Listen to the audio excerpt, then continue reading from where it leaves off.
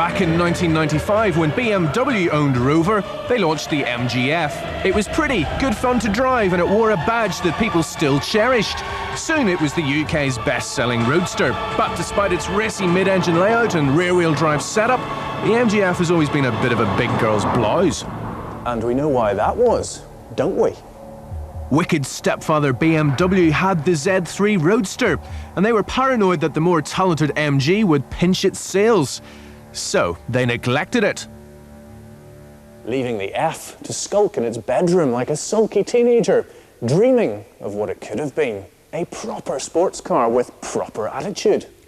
But now, with nasty stepdad out of the frame, the engineers at Longbridge have been free to design the car it should have been all along. The MGF Trophy 160.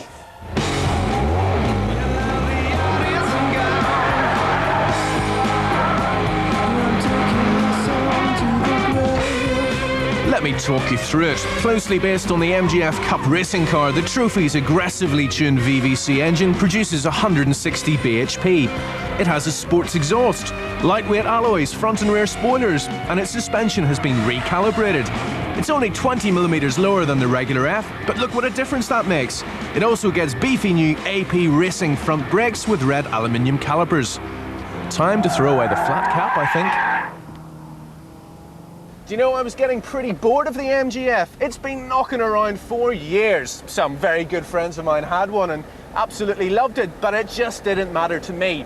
Here was a British mid-engine, rear-wheel drive roadster. That was about as rock and roll as Richard Stilgo.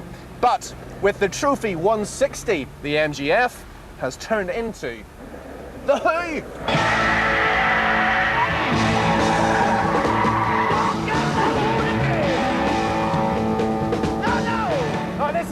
That feels absolutely liberated, and it loves the track. You can just gun it through the gears, savouring that noise. It's much more guttural than the standard car. And you can push it through corners really quite fast, and it just doesn't mind, it looks after you.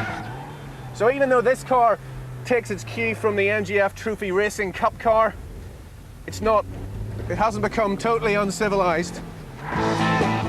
The Trophy 160 is a ballsy sports car.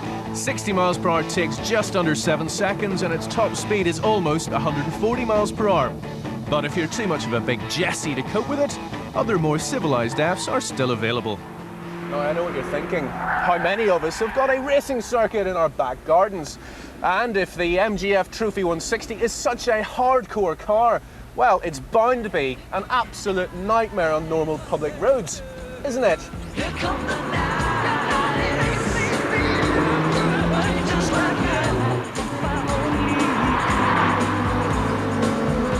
I cannot lie. I drove around. No, I didn't drive around. I bounced around London in this car for 2 days until my fillings were dropping out all over the place. The Trophy 160's ride quality is absolutely rock hard, and generally it's about as comfortable as a rugby scrum. It's a bit of a squeeze in here too, to be honest, and with the rather lurid yellow exterior paintwork carried through inside, well, I feel as though I'm driving around in a giant and rather uncomfortable lemon.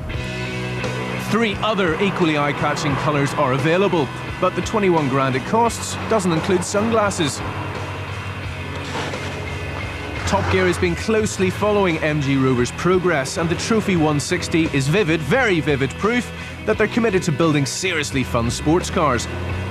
There are going to be far more extreme MGs than this one, and it's no slouch. Whoa.